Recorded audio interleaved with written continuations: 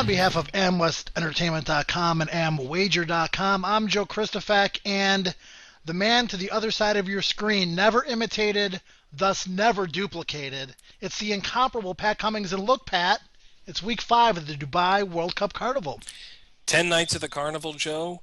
This is the 5th, and then we end up at the World Cup, which is the all-encompassing 11th night, so we're coming to the midway point, and frankly, it's a great card to get us to the midway point with lots of action and lots to talk about. Yeah, it's just great to see how the Carnival progresses. You're seeing these horses run for the second, in some cases even the third time already, and then you're also seeing continuous fresh faces pop up in a lot of very classy races, and we've got some good ones to talk about, as you mentioned. AmWestEntertainment.com for the comprehensive free PPs, track stats, Pat Cummings analysis and selections, and live video every Thursday race day and the 2 Saturdays as well. So visit AmWestEntertainment.com for a plethora of great information on the Carnival. Pat, before we fire up Thursday's action, let's rewind back to night 4 of the Carnival, which in my opinion was certifiably good. The Cape Verde field was very formidable, but Certify was actually in hand until the deep stretch before besting a very game L'Amour de ma Vie.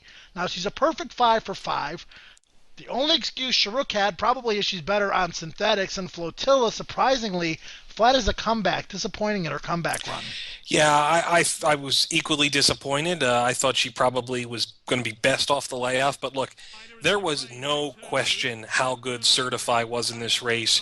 She sat a perfect trip in hand, absolutely no question, and off they went.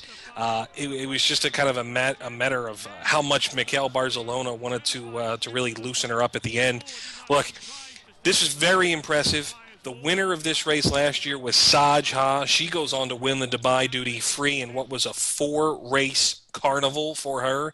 She won this, the Balanchine, then she beats the boys in the Jebel Hatta and the Dubai Duty Free. The sky seems to be the limit, and this is a filly, Joe, that came off of a layoff of more than a year. To put it in perspective, they went very slow early. She ran the final 3/4 of a mile, final 1,200 meters in 108.2 seconds. Now, granted, the first 3 finishers all broke the 109 barrier because it was very slow through the first quarter, but still, this was very impressive. She did it easy. I will say I was a little concerned that L'Amour de ma Vie was the horse that she did beat. You know, she was clearly the longest shot on the board.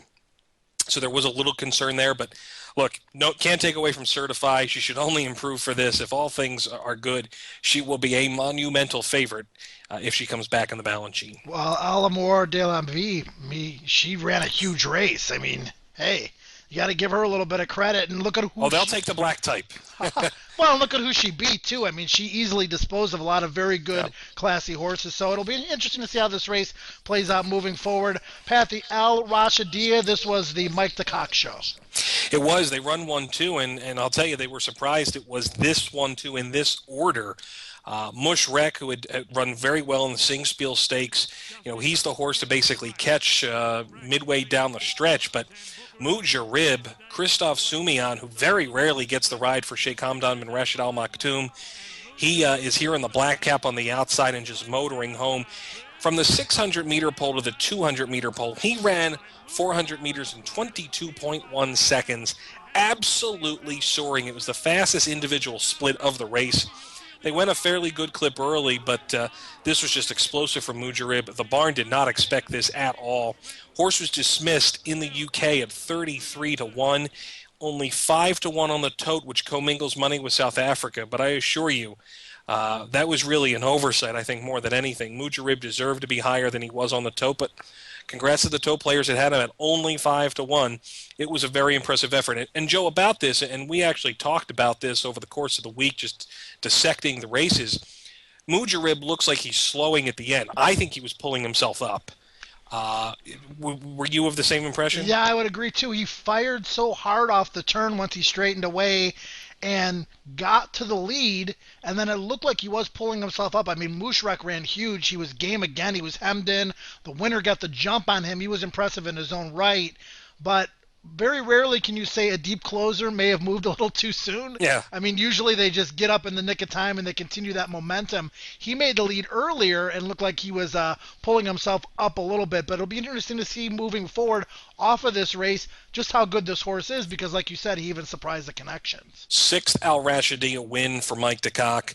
It was impressive, and actually, what I noticed on one of the gallop out videos, Mujarib comes, once Mushrek comes up to Mujarib in the gallop out, Mujarib then rebreaks and lengthens out in front of him. So I think he was just kind of playing around and loafing on the lead there at the end. Very impressive effort. Both horses, a lot to take out of it. Yeah, no doubt. Well, Pat, that was then. This is now.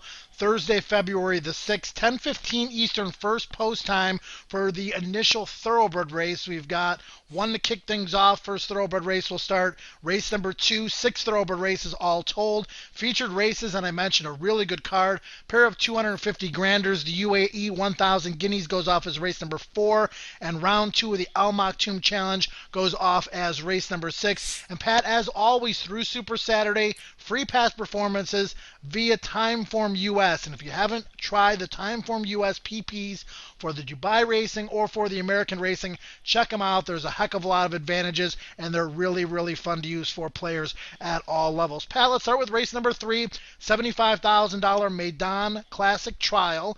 Field of 12 slated to test their talent, courage, speed, and stamina over 1,400 meters on grass. Pretend and Journeyman are the defined morning line favorites at 5-2 and 7-2 respectively, but both of us fancy horses with a long shot chance in this one. Yeah, it was a little tough making this line, Joe. Pretend comes off of the layoff and had 2 lifetime races, both of them on all weather, which you don't normally see the Godolphin horses go all weather, then come to turf in this type of a situation. So it did throw me off a little bit, but I had to make them the favorite because of that very impressive win at the end of his 2-year-old season. Journeyman, you figure Mike DeCock, second up improver from South Africa, getting back on turf where he was successful before. That is a horse that I think has to yield some interest, but there's a lot of different ways you can go here. Now, it's worth noting that the winner of this race last year, Elaval, has the same connections, owner, trainer, and jockey as number 5. He's no saint. Elaval won this. He was dismissed at some 20+ to 1. Well, he's no saint. I don't think he'll be that high, but he is pace in this race. There's a couple other pace factors. I think we'll see pace potentially from number 6, Make It Real.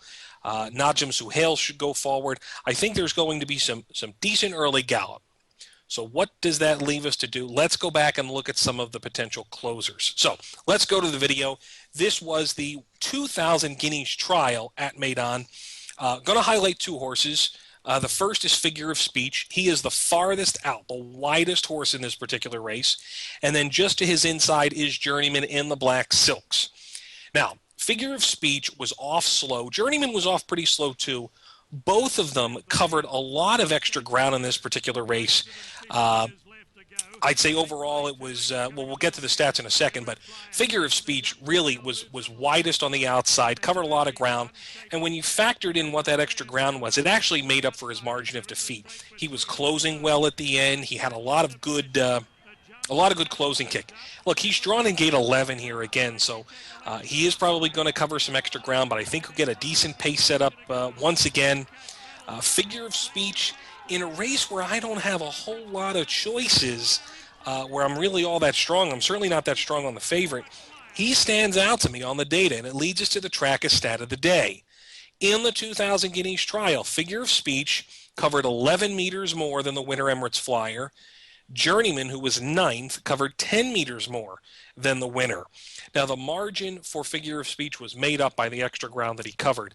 So, overall, in a race where I don't have a whole lot of huge opinions, I'm going to make him my value play of the day, but I certainly can see people going in different directions and looking for a little bit of play here. And Pat, a horse that kind of intrigues me in here is Autumn Lily. Appleby obviously has Wedding Ring primed for a win in the Guineas, and this filly shows up here off of what I felt was an excellent tightener and a well-placed horse for this particular spot.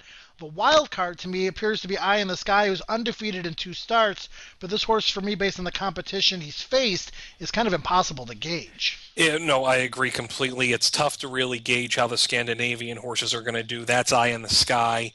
Uh, Autumn Lily's actually the winningest horse in the race, Joe. 3 wins under her belt. She'll get a gender allowance here as a filly going up against mostly boys, so that can't hurt her. Look, I really can't talk you off her. And even another to mention, the first-time starter, number 10, Salvadori. I actually picked this horse in my first 3. I picked this horse second by a dam named Rochelle. Rochelle dropped a horse named Amadeus Wolf, who was a multiple graded stakes winner, a group stakes winner, including 3 very big stakes wins as a juvenile, all of them on grass. Hasn't turned out a whole lot of other things, but Salvadori really caught my eye, and this is the type of race where I think you maybe need to search for a price. Yeah, and you can take a look at the tote action and take a look at the horse in the walking ring and coming out to the racetrack and then the warm-ups as well to try to get an additional clue on a horse that obviously has no experience in racing. Pat, race 4 is the co-featured 1,000 guineas for 3-year-old fillies traveling 1,600 meters over to PETA.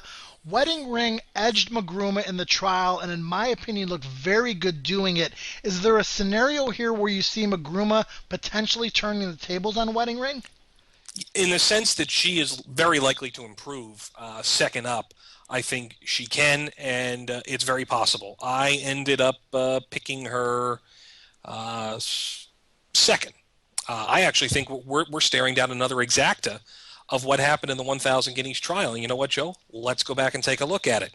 The 2 horses will highlight Wedding Ring in the all blue with the white, and then Magruma, who has the yellow with the blue cap here.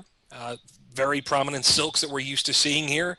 And look, the pace in this race was not that fast. Wedding Ring, however, came home as fast as the fast-closing Russian Soul did in the Dubawi Stakes later on in that same card. They both came home with the same final 200-meter split, which were the fastest final 200-meter splits on Tapeta that night. That, to me, was encouraging to suggest that if there is a little more pace in this race, that it could really separate these two. So I think Magruma can improve in that classic second up.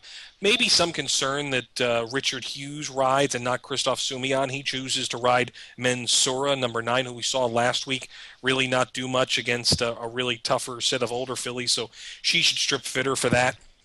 The thing is, there's going to be a lot of pace in here. Number 10, Letter from America, and number 11, Sign of Lucky. I had the pleasure of watching 4 of her races from Russia. She's a freak on the front end. How she translates that and how it comes over here is a question mark. She's a long shot. And number 3, Fidya is worth considering. Fidya, very impressive in her all-weather win. She had a fairly mature 2-year-old run on grass at Ascot as well in a short field, which I like. So I go 8-7-3 here in the 1,000 guineas. Wedding Ring gives Godolphin another guineas. And Pat, I'm going to stick with Wedding Ring. Unbelievable turn of foot. I think this filly has a tremendous amount of upside. Looking very forward to the Guineas on Thursday. And speaking of looking forward to races, what about round 2 of the Mock Tomb Challenge? 1,900 meters on Tapeta. It goes off as race number 6. And Pat, the class of the field is the number 8, Hunter's Light, who, when he's right, is an absolute beast, especially on synthetics. He hasn't raced since October at Ascot. Do you find that winners of round 2 of the Mock Tomb Challenge are classy horses who are maybe coming back off of a layoff, or horses who have already had a run at the Carnival? It's been a mix, Joe, at Maidan. 4 runnings of this race at Maidan. 2 of them were second up. 2 of the winners were first up. So it has been a mix. Hunter's Light was one of those horses that came first up here last year. A bit of a Carnival revelation. He was a very impressive winner of this race last year. Took it by 3.5 over Surfer. And let's go back to the video, Joe. Let's go take a look at it. 3 horses will highlight. All 3 of them come back in this spot. First, we'll highlight Surfer. He's up on the front end in the yellow silks. Hunter's Light has the blue silks with the white cap, just behind Surfer. And then on the lead, actually on the rail and on the lead at this point, is Prince Bishop. He's in the blue silks with the black cap. We play it out. Prince Bishop is going to slightly fade here. He puts in a good effort, but the main focus has to be on Hunter's Light and Surfer. They run two very good races. Surfer is a big improving horse, but he's drawn in 15 in this year's renewal, so that is going to be very frustrating for Connections. Look, Hunter's Light was the favorite on the morning line for the Dubai World Cup. He did not run his race, Joe. He's a winner at 1900, a winner at 2000. It could have been that he had run two very big races on the all-weather and now isn't, he just wasn't 100%. He maybe dug into the tank a little early. That's potentially possible, but I like him here in what is it's a 16-horse field. It's wide open, and I think there's a lot of possibility. So I do tend to favor Hunter's Light in this spot. Yeah, for me, he's just going to have to reprove himself. I think there are a lot of other horses that have a chance to win this at much better prices, so we'll see. And I'm going to ask you about a few of these, Pat. We're going to start with Artigiano, who was last seen running a good third on opening night behind Bushrack and Gabriel, both of whom have since come back to perform well again. That was on turf. This is on Tapeta, a surface that is foreign to this 4-year-old. It is, but the breeding is phenomenal, Joe. We're talking distorted humor out of an AP Indy. He should go on a surface that isn't grass. We would expect to see that.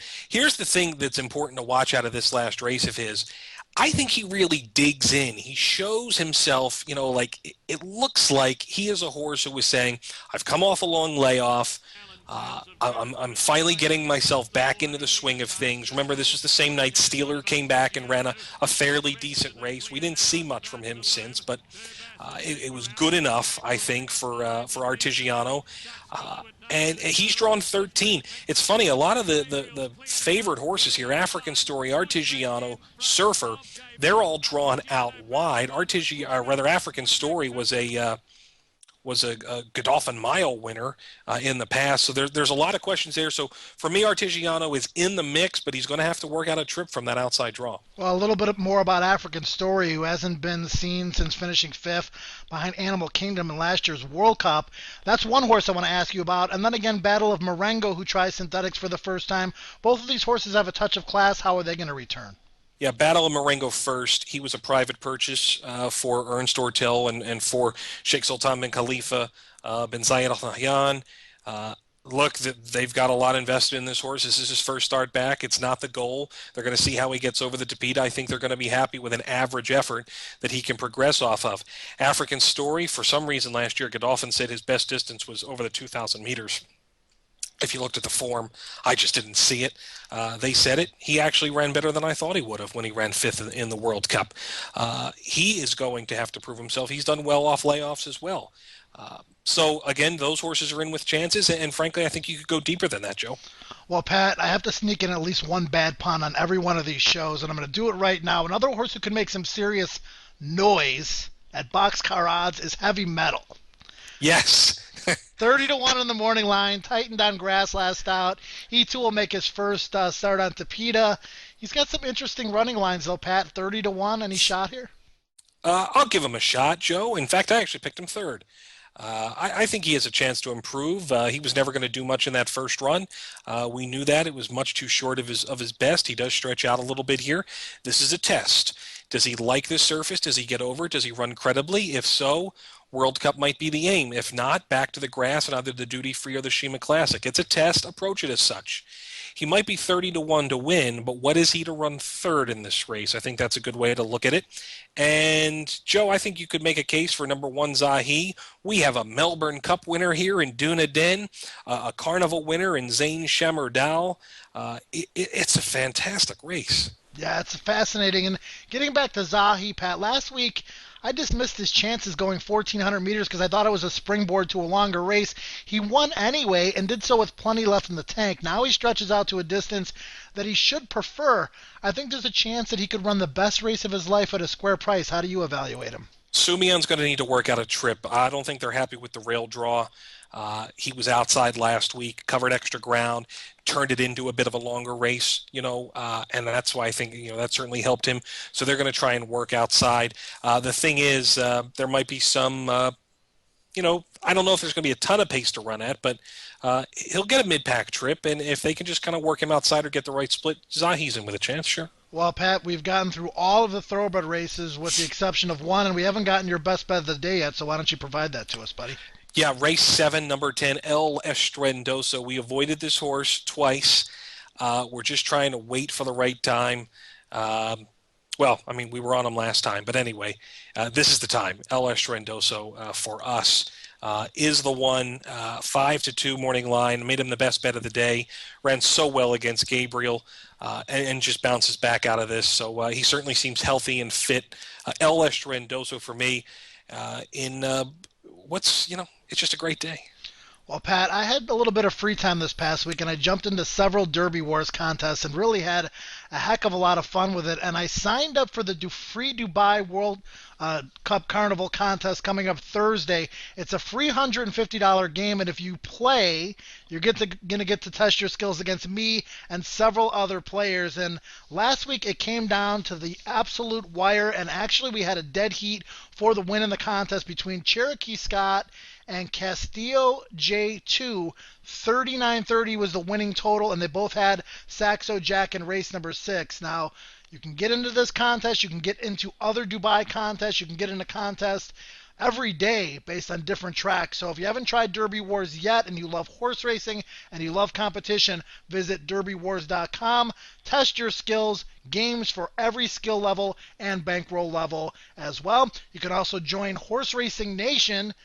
Fans from all over the world, over 33,000 on Facebook. Hundreds of thousands of people visit this website on a regular basis and intermingle with each other. HorseRacingNation.com. Follow on Facebook, follow on Twitter too. Pat, give the people out there that are thinking about playing this contest a little food for thought and some of your selections for the day. There should be no lack of opportunity to get some prices home in races 2, 5, and 7.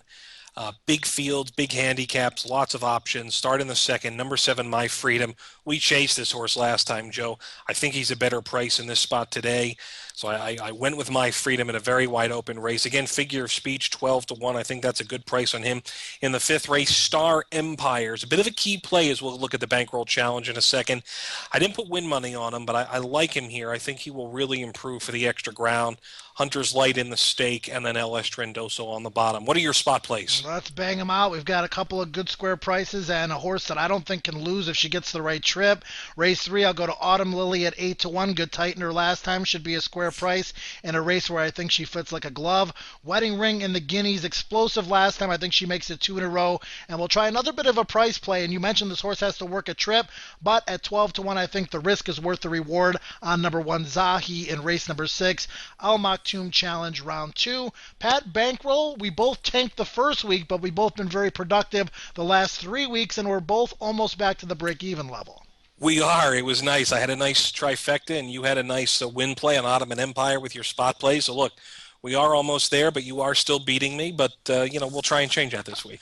Bushrak, man, that was tough. I had 40-1 on him. Hey, I had ran some. a big race, and you've got your bankroll bets here, Pat, and you're spreading your money all over Dubai like butter, buddy. Yeah, a lot going on. We'll just throw them up there and get our man Danny to put them up. Look, I play a pick 3 starting in race 3. We'll get some money on figure of speech. We have a trifecta here in the 4th race that I played for $1 using some of the logical horses. And a pick 3, the horse that's keyed in this pick 3 is Star Empire in the 5th race. Go really deep in the Maktoum Challenge, and maybe we'll catch a price, and then back it up with El Estrendoso in that 5th race, pick 3. And then I had $5 left over, Joe. I had to bet $5 to place on Diesel Leader because the price is going to be too good in the last race to ignore. So 5 to place on Diesel Leader, and hey, I'll take a win, even if it's that way. You, on the other hand, are a little bit simpler in the Bankroll Challenge. Yeah, I'm just taking the 3 horses I like and playing win and or win place.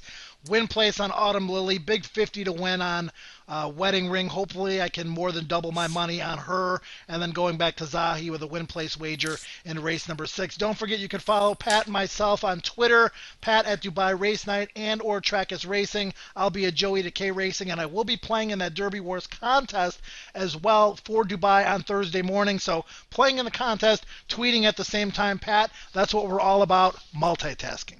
Pleasure, Joe. As always, great night looms, And good luck in the Bankroll Challenge. You're going to need it. Don't forget, first post for the initial thoroughbred race on Thursday will be 10:15 American Eastern Time. For the incomparable one, Pat Cummings, I'm Joe Christofak. Enjoy the racing.